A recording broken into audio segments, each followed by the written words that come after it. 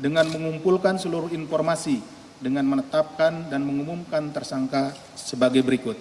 Ada 15 tersangka.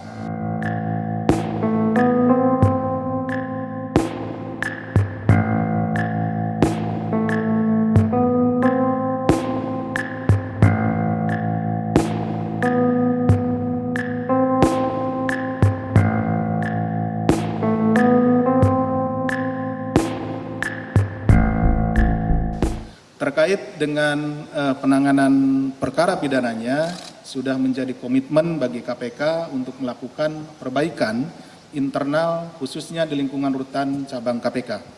Selanjutnya dilaksanakan pemeriksaan internal untuk menindaklanjuti adanya temuan dugaan pemerasan di lingkungan rutan cabang KPK dengan mengumpulkan seluruh informasi dengan menetapkan dan mengumumkan tersangka sebagai berikut. Ada 15 tersangka. Pertama, Saudara AF, Kepala Rutan Cabang KPK. Yang kedua, HK, Pegawai Negeri yang dipekerjakan atau PNYD yang ditugaskan sebagai petugas cabang rutan KPK periode 2018 sampai dengan 2022. Ketiga, DR, PNYD, Pegawai Negeri yang dipekerjakan yang ditugaskan sebagai petugas pengamanan dan PLT Kepala Cabang Rutan KPK periode tahun 2018. 4. SH, Pegawai Negeri yang dipekerjakan yang ditugaskan sebagai petugas pengamanan. Kelima, RT, Pegawai Negeri yang dipekerjakan yang ditugaskan sebagai petugas cabang rutan KPK dan PLT Kepala Cabang Rutan KPK periode 2021. 6. ARH, Pegawai Negeri yang dipekerjakan yang ditugaskan sebagai petugas cabang rutan KPK. 7. AN, Pegawai Negeri yang dipekerjakan yang ditugaskan sebagai petugas cabang rutan KPK. 8. EAP, Pegawai Negeri yang dipekerjakan yang ditugaskan sebagai petugas cabang rutan KPK periode 2018 sampai dengan 2022. 9. MR, Petugas Cabang Rutan KPK. 10. SH, Petugas Cabang Rutan KPK. 11. RUA, Petugas Cabang Rutan KPK. 12. MHA, Petugas Cabang Rutan KPK. 13. WD, Petugas Cabang Rutan KPK. 14. MA, Petugas Cabang Rutan KPK. Dan 15. RR, Petugas Cabang Rutan KPK. Untuk kebutuhan proses penyidikan, tim penyidik menahan para tersangka dimaksud selama 20 hari pertama terhitung tanggal 15 Maret 2024 hari ini sampai dengan 3 April 2024 di rutan Polda Metro Jaya. Jadi tidak di rutan KPK ya. Ini kita titipkan di rutan Polda Metro Jaya. Adapun konstruksi perkara diduga telah terjadi sebagai pegawai negeri yang dipekerjakan di KPK mulai tahun 2018, HK ditugaskan sebagai petugas cabang rutan dan DR sebagai petugas keamanan merangkap PLT Kepala Cabang Rutan KPK. Sekitar tahun 2019 bertempat di salah satu KP di wilayah Tebet, Jakarta Selatan, diadakan pertemuan yang diikuti DR yang saat itu menjabat PLT Kepala Cabang Rutan, HK, MR, RUA, dan RR dalam rangka menunjuk dan memerintahkan MR sebagai lurah. Jadi di rutan tersebut ada yang ditunjuk sebagai lurahnya. Ini bukan struktur resmi ya, ini struktur yang mereka buat sendiri. Ada yang dinamakan lurah di rutan cabang KPK. Pomdam Jaya Guntur, kemudian MHA sebagai lurah di rutan cabang KPK pada Gedung Merah Putih dan SH sebagai lurah di rutan cabang KPK pada Gedung SCLC atau gedung yang C1. Ya. Jadi rekan-rekan sekalian ada 3 cabang rutan KPK, ya. 4 kalau dengan yang baru-baru ini, tapi di tahun tersebut tahun 2019 ada 3. Ada di Gedung Merah Putih, di Gedung C1 atau ACLC, dan satu lagi di Pomdam Jaya Guntur. Berlanjut hingga tahun 2020 terjadi pergantian komposisi personel lurah. Jadi lurah-lurahnya itu kemudian di tahun 2020 berganti. Di antaranya saudara WD, MA, RR, dan RUA. Adapun tugas sebagai lurah yang mengumpulkan dan membagikan sejumlah uang dari para tahanan melalui koordinator tahanan, namanya atau disingkat dengan Korting, koordinator tempat tinggal ya, di 3 rutan cabang tersebut. Kaitan sebutan Korting adalah perwakilan para tahanan yang ditugaskan sebagai pengumpul sejumlah uang dari para tahanan. Jadi di masing-masing rutan tersebut itu kan tidak hanya ada 1 orang, ada beberapa orang sesuai dengan kapasitasnya dari rutan tersebut. Nah, ditunjuklah koordinator tempat tinggal. Jadi dari para napi sendiri ya. Jadi nanti tinggal si lurah ini berhubungannya tidak dengan keseluruhan ya. Jadi tinggal dengan koordinator tempat tinggal atau korting tersebut. Penunjukan korting ini adalah inisiatif dari HK yang dilanjutkan oleh AF saat menjabat selaku Kepala Rutan Cabang KPK definitif tahun 2022.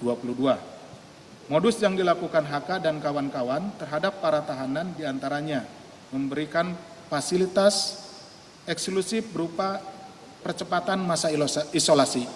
Jadi ketika masuk pertama kali, ya masuk tahanan pertama kali itu diisolasi dulu, ya sebelum jadi tidak langsung dibaurkan tapi dilakukan isolasi. Nah masa isolasi inilah yang mereka tawarkan supaya bisa dipercepat gitu. Ini menjadi bargaining bagi mereka untuk mendapatkan sesuatu dari tahanan. Anda mau isolasinya cepat atau sesuai dengan standar gitu, seperti itu.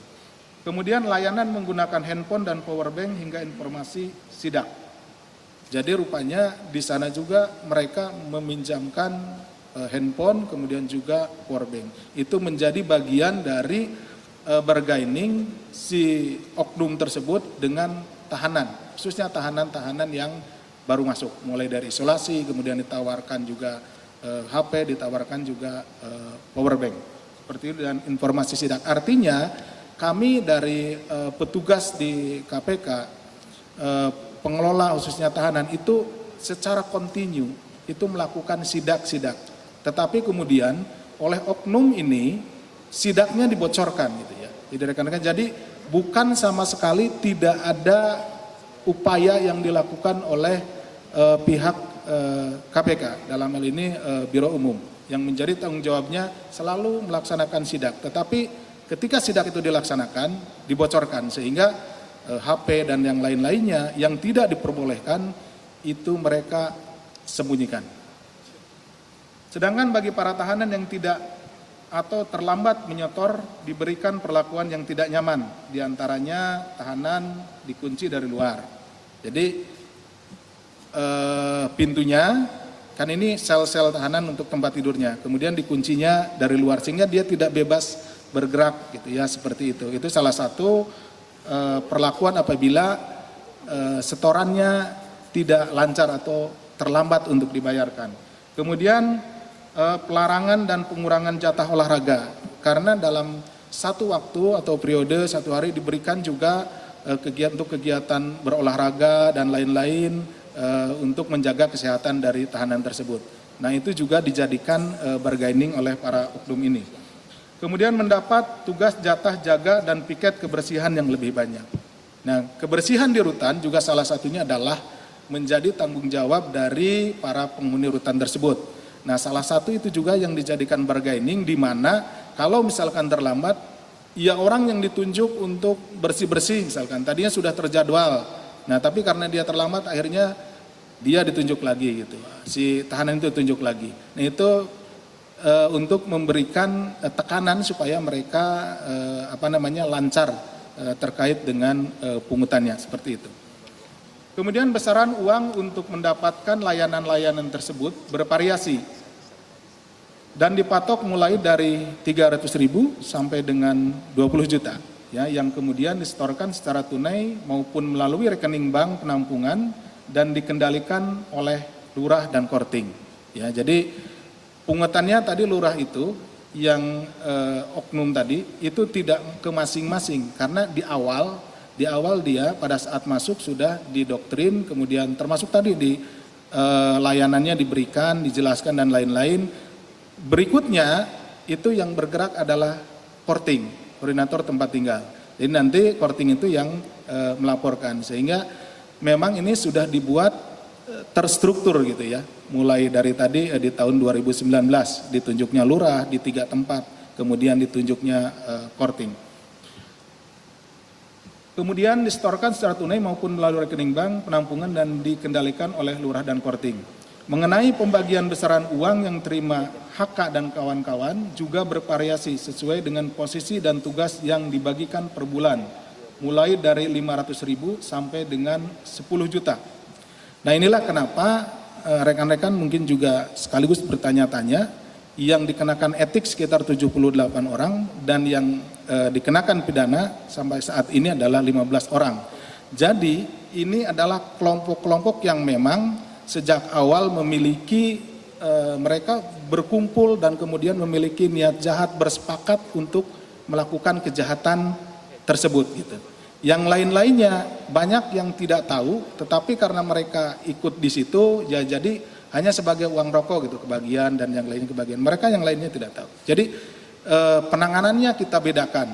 Ada penanganan yang memang betul-betul ini kesepakatan jahat, punya niat jahat dan bersepakat, dan ada yang hanya tidak mengetahui sebetulnya, jadi dia menerima sebagian. Nanti ada yang masuk etiknya, kemudian nanti masuk disiplin, dan yang ini adalah masuk pidana.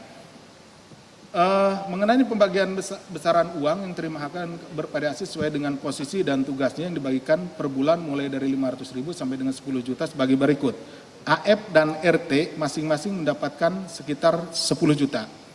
HK, EAP, DR, SH, ARH, AN masing-masing mendapatkan sejumlah 3 juta sampai dengan 10 juta. Ini per bulan ya. Kemudian Komandan Regu dan anggota petugas rutan masing-masing mendapatkan sejumlah 500.000 sampai dengan 1 juta. HK dan kawan-kawan dalam melancarkan aksinya menggunakan beberapa istilah atau password, di antaranya banjir dimaknai info sidak. Jadi kalau ada disampaikan banjir, karena ada banjir, oh itu berarti mau ada sidak. Semua yang ada di tahanan itu mengetahui dan itu harus sudah segera membereskan semua yang ada, misalkan HP, rokok, dan lain-lain yang tidak diperbolehkan dibereskan. Kalau ada kode banjir. Kemudian kandang burung dan pakan jagung dimaknai sebagai transaksi uang. Jadi pakan burungnya mana? Belum sampai gitu, belum ada. Oh berarti dia iurannya belum sampai, belum ada. Seperti itu. Kemudian botol dimaknai sebagai handphone dan uang tunai. Misalkan botolnya mana gitu. Nah ini uang tunai itu. Jadi menggunakan istilah-istilah yang memang itu diciptakan oleh mereka sendiri dan hanya diketahui di antara mereka. Rentang waktu 2019 sampai dengan 2023, besaran jumlah uang yang diterima HK dan kawan-kawan sejumlah 6,3 miliar dan masih akan dilakukan penelusuran serta pendalaman kembali untuk aliran uang maupun penggunaannya. Ini baru tahap awal di penyidikannya, jadi rekan-rekan harap sabar. Kita juga sedang melakukan pendalaman dan juga mengejar kemana uang-uang tersebut mengalir. Tersangka AF dan kawan-kawan disangkakan melanggar pasal 12 huruf E Undang-Undang Republik Indonesia nomor 31 tahun 99 tentang pemberantasan tindak pidana korupsi, sebagaimana telah diubah dengan Undang-Undang Republik Indonesia nomor 20 tahun 2001 tentang perubahan atas Undang-Undang nomor 31 tahun 99 tentang pemberantasan tindak pidana korupsi junto pasal 55 ayat 1 ke 1 KUHP. Demikian yang bisa kami sampaikan. Terima kasih.